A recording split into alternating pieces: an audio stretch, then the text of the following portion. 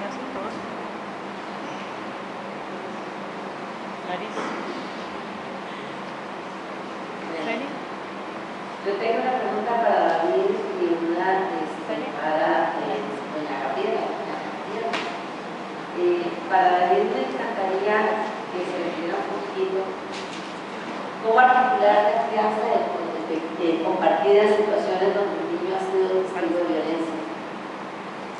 Y para doña Gabriela me gustaría conocer su experiencia de mediación en situaciones de interferencia parental. O sea, cuando realmente acá, es que esta vez mismo ha tenido varios nombres, pero sí me comprenderá la interferencia parental, la mediación parental. La violencia es el pan de cada día en la convivencia de los seres humanos.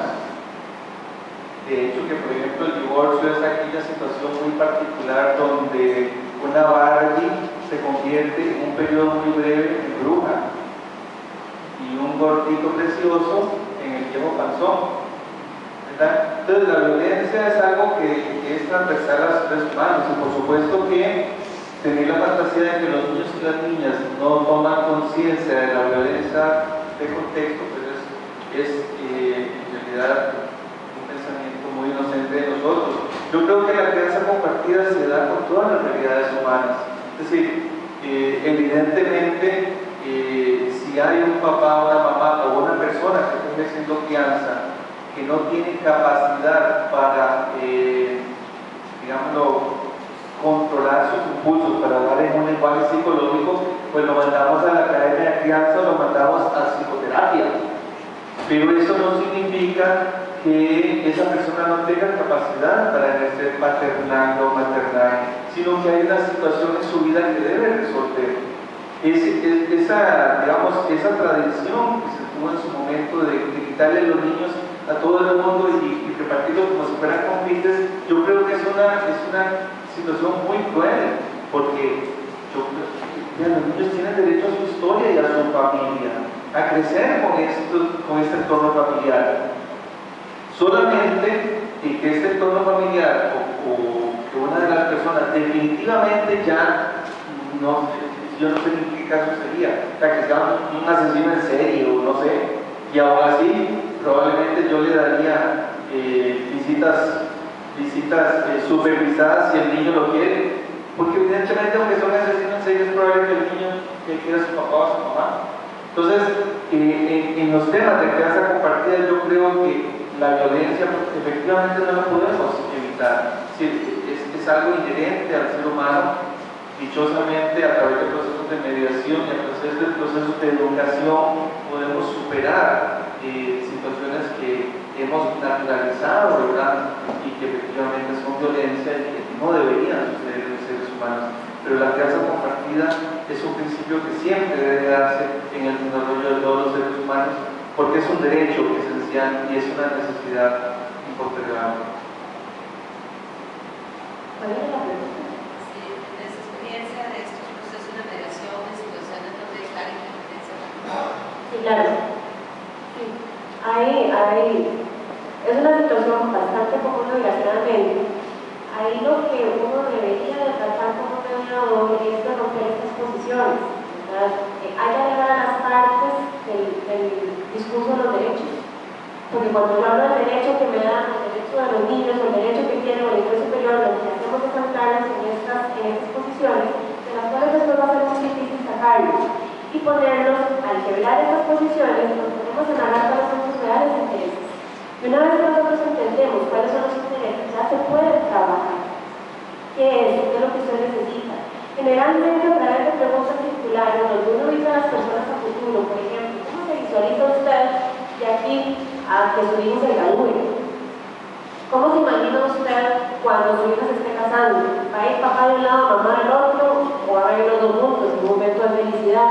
De manera tal que eso vaya flexibilizando esa posición, que vayamos alcanzando los intereses y que las partes además se sienten escuchadas. Los procesos de divorcio están llenos de dolor, claramente, se entienden bajo muchísima frustración. Entonces, importante también es validar todos estos sentimientos, por eso porque me dedico a hablar de las personas, porque necesitan ser escuchados, se vale sufrir. pero no se van a utilizar a los hijos como fichas de regresa. Muchas gracias. Y yo también tengo una pregunta rápida para ambas ponentes. Laura, en las familias del siglo XXI, las familias homoparentales no solamente tienen capacidad de convivencia, sino algunos y algunas quieren también procrear y tener niños, cuidar niños. ¿Cuál sería tu opinión con respecto a la adopción de parejas homoparentales y de la posibilidad de crianza que tendrían estas personas? Y en el caso de la compañera Ana Gabriela, ¿cómo hacemos para convencer a los abogados y abogadas, escucha mi mano ya se fue, si no me dejan hablar, de que la mediación familiar es importante, que no es cierto que les quite el trabajo, sino que nos da salud y calidad de vida a los seres humanos? Bueno, nuevamente vuelvo a los modelos mentales. Resulta que las personas se entrenan durante 5 años a creer que la salida es genial, los abogados. Yo tengo que denunciar aquí públicamente que hay muchas universidades que no dan cursos de resolución ampliada de conflictos. Y eso es una barbaridad. Eso es una barbaridad, sobre todo si tenemos códigos que tienen esa conciliación para cada cosa que se hace. Entonces, tenemos cómo convencerlos. A mí me pasó justamente en una en la última conferencia que iba a tener abogados, estábamos pensando que íbamos a presentar y llevamos una hoja a la mano y decía, yo no estoy de acuerdo porque nos vamos a quedar sin trabajo. Yo le decía, nosotros nos vamos a quedar sin trabajo. ¿Por qué no vemos las oportunidades de la vida? ¿Por qué no entendemos de qué se trata la mediación? ¿Por qué no se ofrecen criterios de mediación? No necesitamos pelear para ganarnos los honorarios. Necesitamos que los clientes se sientan escuchados. Eso es lo que necesitamos. Un cliente que se sienta atendido y escuchado. No importa que el abogado pelee. Es más el trabajo, y eso es otra cosa que tenemos que entender, es más el trabajo que tiene que hacer el abogado fuera del trabajo judicial, en la oficina, con el cliente, citándolo numerosas veces, que lo que va uno a hacer cuando está ahí en todo eso. Si es un tema de quebrar modelo mental, si es un tema de retomar la importancia de la resolución alterna de conflictos, que estuvo muy en boga y está prácticamente olvidada, otro detalle importante, hizo un estudio sobre tesis que se han hecho sobre el RAP, y en los últimos 10 años de creación y investigación sobre el tema. Parece que somos un país de moda. Me gustan las modas. ¿Habrá pasado de moda? ¿No? No es un tema de pasar de moda, es un tema de responsabilidad. El colegio de abogados debería hacer lo propio, los mismos jueces deberían hacer lo propio también. Y entender, ellos mismos muchísimas veces, que en las audiencias no tienen que ser los que, digamos, los abanderados, también deberían quedarse callados. Muchas veces un juez abre la boca, que se recompensa porque devuelve todo el acuerdo, porque ellos van con este modelo mental totalmente contencioso. Entonces, es un trabajo que tiene que hacerse a nivel educativo, tiene que hacerse en las escuelas, tiene que hacerse en las casas. Yo creo que para crear este modelo mental tenemos que entender que nosotros como ciudadanos somos responsables de la totalidad de la gestión de la resolución de conflictos a nivel nacional. Desde el hogar. Doña Laura, perdón que le interrumpa, nos quedan apenas 15 minutos para cerrar el foro, entonces les voy a pedir que seamos un poco más concretos para darle espacio a la audiencia. Gracias. Ok, entonces voy a ser súper breve. El tema que nos ocupa hoy se reduce a una única palabra: amor. Y ojalá muchas personas amen a los niños. ¿Qué es eso de que solo mamá lo ama? O de que solo papá lo ama. Cuando una persona se gesta, ¿verdad? En la gestación participan 2 células. Eso biológicamente no tiene ninguna discusión, ¿verdad? Y el niño está por discutirse legalmente si un niño en probeta o fertilización in vitro o de otro tipo de vientre de alquiler, qué sé yo, cuáles son los derechos legales. Pero en este país todavía hasta el día de hoy el niño tiene una mamá y un papá. Una familia homoparental es una familia que está conformada por 2 personas del mismo sexo que quieren criar un niño. igual tiene derecho el niño a conocer a la tercera persona o a la cuarta persona si es hijo de una pareja, ¿verdad? Entonces ahí lo que se amplían son las opciones de acompañamiento. En el Patronato Nacional de Infancia no hay ningún impedimento para que una familia una pareja del mismo sexo adopte. Es cuestión de que hagan la solicitud y el trámite de su. Muchas gracias. Pasamos entonces a la sección de preguntas por parte de la audiencia. Quienes tengan alguna consulta, por favor levanten la mano y los compañeros se estarán acercando.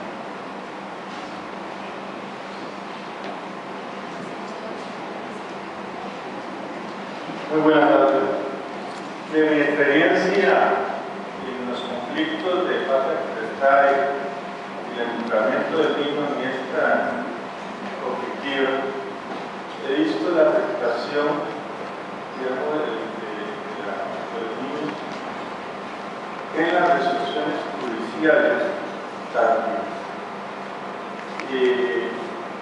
Es desesperante ver el rompimiento, sobre todo lo está iniciando la separación, donde se está involucrando al niño, donde se está dando el proceso de descentralización y donde una de las partes solicita fue la intervención, donde a veces son 3, 4, 5 meses y ni siquiera contábamos la solicitud.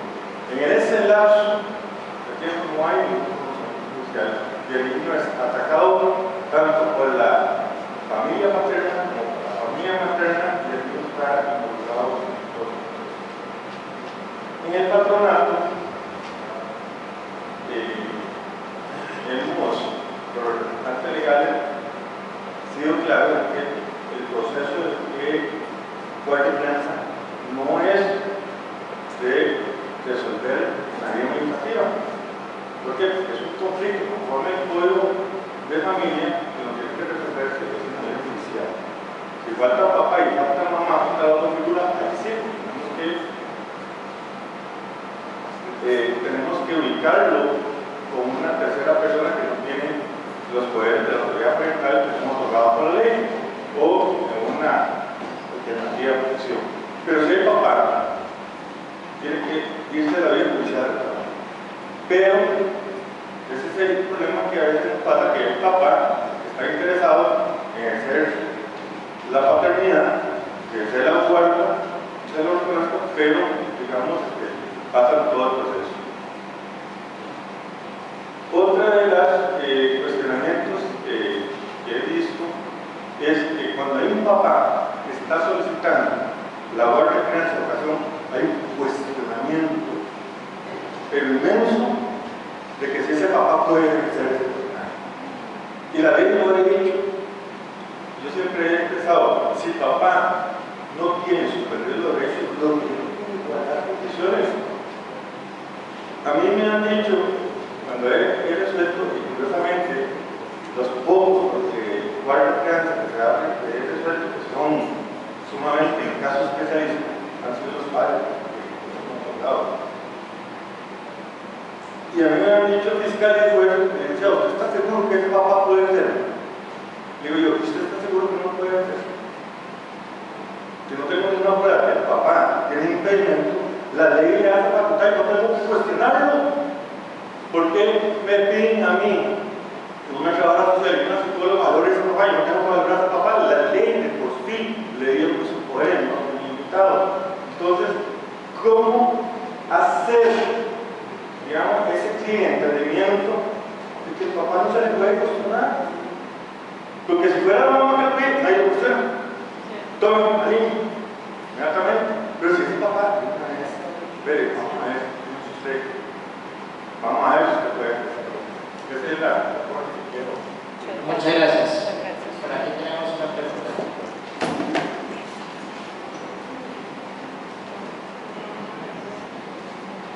Buenas noches. La primera pregunta se le voy a indicar a la señora licenciada de Suchita, de España. En cuanto a referente a los padrastros y madrastras, en los últimos hechos que hemos conocido en Costa Rica, ¿qué sucedió en Chile? violencia, abuso sexual a menores cometido por padrastro, violencia contra niñas cometida por padrastro. Personalmente, no tuve una buena, digamos, difusión del PANI, ya que por transmitir telefónicamente desde el exterior, porque soy extranjero, soy canadiense, y nunca me fue respondida la denuncia que había hecho sobre la violencia del niño.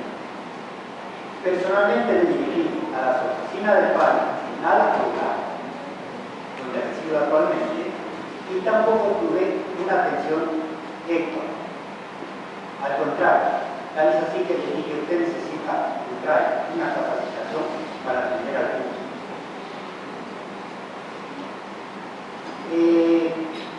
Yo pienso que asistí a un foro de divorcio sin trauma.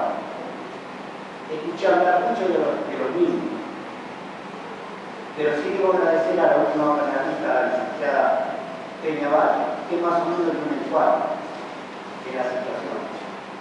Yo pienso, y creo que ustedes lo pondrán en carpeta, que primero se necesita que nos eduquemos nosotros, los adultos.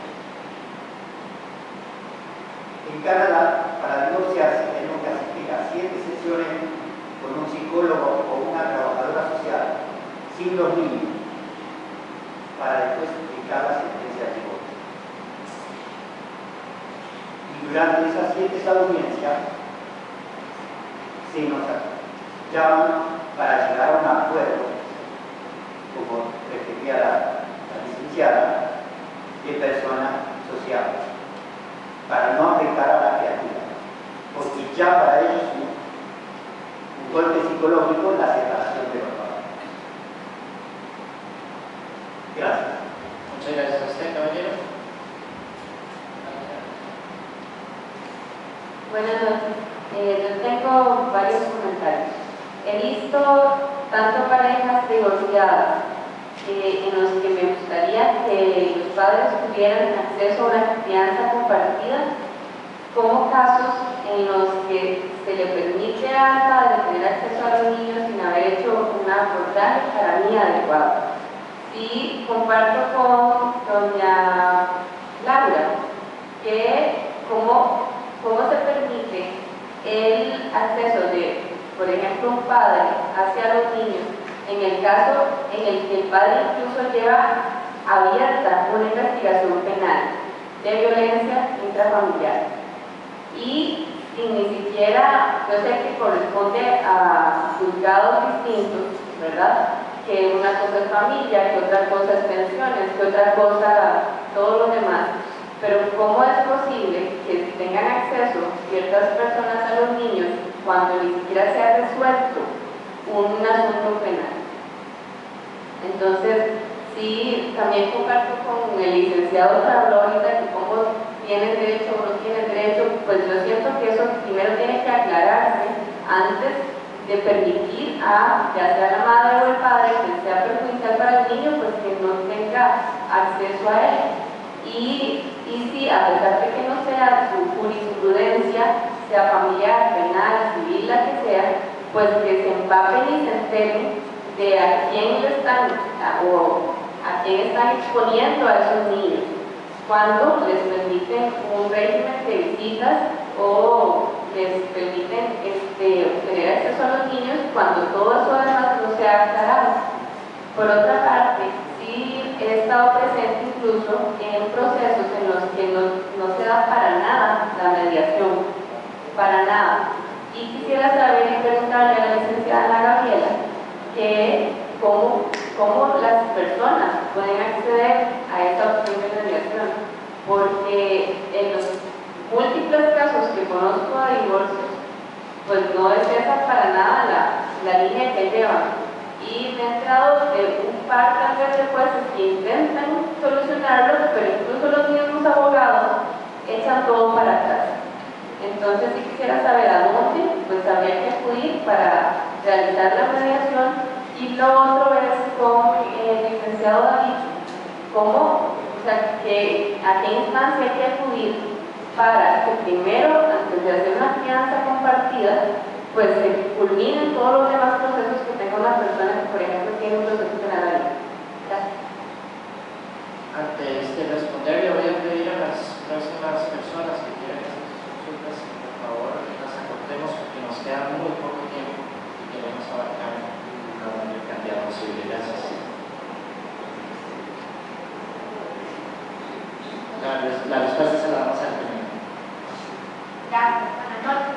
Mi pregunta es para la licenciada Chinchilla, para ver si nos indica en qué aportó o qué aportó la ley de paternidad responsable más allá de la simple pensión alimentaria, porque la máxima actual es que cuando una madre no quiere que el padre vea a su hijo, no lo ve, y eso es una realidad innegable. Por otro lado, parece que hay un divorcio entre las instituciones, las sedes del PANI en la gran área metropolitana y fuera de esta, porque lo cierto es que en lugares como, alejados de San José, todavía se mantiene la anacrónica idea de que el padre no está capacitado para criar a los hijos.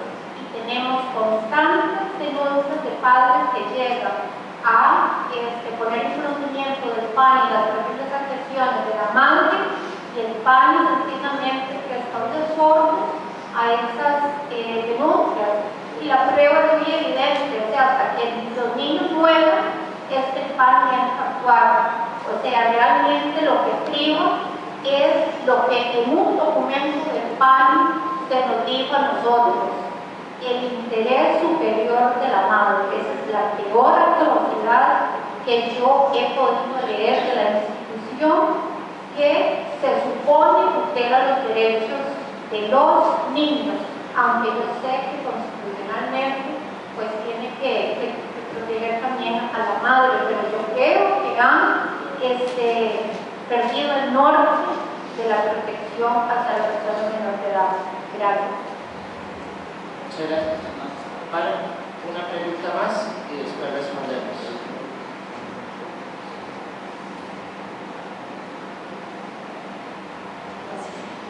Me cambió el criterio que decía la abogada con respecto al hecho de atender a las personas, y considero también que es un factor importante, pero por ejemplo, yo trabajo en la parte y pienso en esas personas que cuentan con pocos recursos de información. Esto sería genial que pudiese descentralizarse hasta esas comunidades donde están las personas que requieren este tipo de información. Entonces yo pienso en ese montón de mamás y papás que conozco, que conocemos a diario, cómo podemos hacer para que ellos se informen y puedan educarse, ya que a través de la educación ha sido como el factor al que podemos apelar para que podamos ver cambios, no solamente a nivel de relaciones de adultos, sino en beneficio de los niños, que es pues en realidad nuestra mayor o la mayor relevancia. Gracias. Le damos espacio a los panelistas para que respondan las preguntas. Coincido totalmente con las resoluciones tardías, es decir, yo como perito he visto niños que están de meses y luego ya están en la universidad y el daño ya está hecho. Y evidentemente se están tratando de tener algunas iniciativas a nivel jurídico, porque nuestro código de familia tiene más de 30 años, es una cosa terrible, muy anacrónica. Una de ellas es precisamente la ley contra la violencia parental, precisamente para evitar que existan, digamos, esos procesos eternos. En esta propuesta al juez de familia no solamente se le pide que esté asesorado por un profesional de psicología, sino que además en el primer mes tiene que resolver asuntos de crianza, ¿verdad? Y además esta crianza en primer momento tiene que ser compartida, y solo si se comprueba que uno de los padres, papá o mamá, o quien ejerza la responsabilidad parental, no cuenta con las condiciones, se puede establecer una parentalidad mientras se rehabilita al otro progenitor.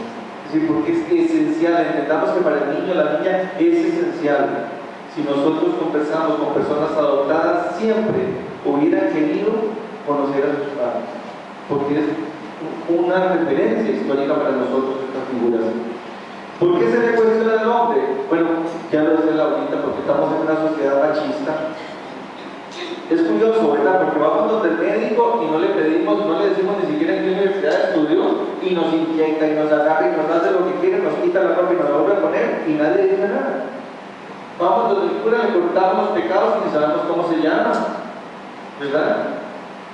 Y así, pero al papá le pedimos, ¿verdad? Una cosa increíble, sobre todo en los lugares de familia, es increíble todavía cómo se piensa que un padre tiene que probar que está realmente interesado y que no es un potencial ofensor sexual de sus hijos para que le establezcan primero el régimen de visitas, como si fuera a visitar, no sé, quién sabe quién, reitero, a los niños se le cría, ¿verdad? Y ese cuento ya casi se acerca de 26-4, ¿verdad? 26 días con la mamá, aparte con el papá, en algún momento tienen que superarse porque es una barbaridad. El hombre en el siglo XXI quiere ejercer la paternidad y precisamente el principio de inocencia es algo que tiene que respetarse. La compañera decía que cómo es posible que se den régimen de visitas a personas que están en procesos legales, pero nadie es culpable hasta que se pruebe que lo es, ¿verdad? Entonces, si existe la duda, en todo caso establezcamos régimen de visitas supervisados, pero no cortemos el vínculo, porque la persona perjudicada aquí es el niño o la niña, y evidentemente yo creo que los y las profesionales en psicología, en trabajo social, en derecho y en otras disciplinas no nos hemos formado en estos nuevos principios que estamos viviendo, en estas realidades de una sociedad que en 50 años se transformó totalmente. Entonces necesitamos actualizarnos y necesitamos ponernos en sintonía. Perfecto. Bueno, me llama lo que acaba de decir Rotaría en relación con las causas penales abiertas, existe un principio de inocencia, si la persona no se relacionó con su padre o con su madre durante todo ese tiempo, tiene buen tiempo. Eso en primer lugar. En cuanto a la pregunta directamente sobre los jueces que no median, bueno, los jueces no pueden mediar, los jueces concilian, ¿verdad? Ellos dan un consejo legal. La mediación es un instituto diferente, es un instituto donde hay un neutral, no un juez, una persona fuera, externa, un juez de mediación que ayuda a las personas mediante una comunicación que haga a que lleguen a sus acuerdos. ¿Cómo se van a acudir? Bueno, resulta que tenemos una Dirección Nacional de Solución Alterna de Conflictos que pertenece al Ministerio de Justicia y Paz, que tiene un listado de todos los entes que están acreditados para mediar. Se supondría que seríamos los abogados que tenemos que tener eso muy claro y tendríamos que estar llamando para preguntar a dónde podemos llevar a esas personas. Me parece que es parte de la pregunta que me hacía David, de esta necesidad ética de nosotros en particular, de nosotros los profesionales de derecho, con resolución de conflictos. Bueno, yo en primer lugar quiero decirle que recibo con suma vergüenza la queja que usted presenta al señor canadiense. No puedo referirme al fondo del asunto, pero yo creo que lo mínimo que una institución pública debe generar es un servicio cortés y agradable al cliente. Y ya decir que fue atendido de una manera, eso es demasiado fuerte y duro para mí recibirlo en este espacio, y de verdad que me disculpo y es algo que llevaré la inquietud donde corresponde. Justamente el recorrido por lo que ha sido la historia de la paternidad, ¿verdad?, es para tratar de comprender cómo hasta el día de hoy las instituciones están, como decía la señora, como decía el compañero abogado del PAN, las instituciones no ven con claridad esas cosas.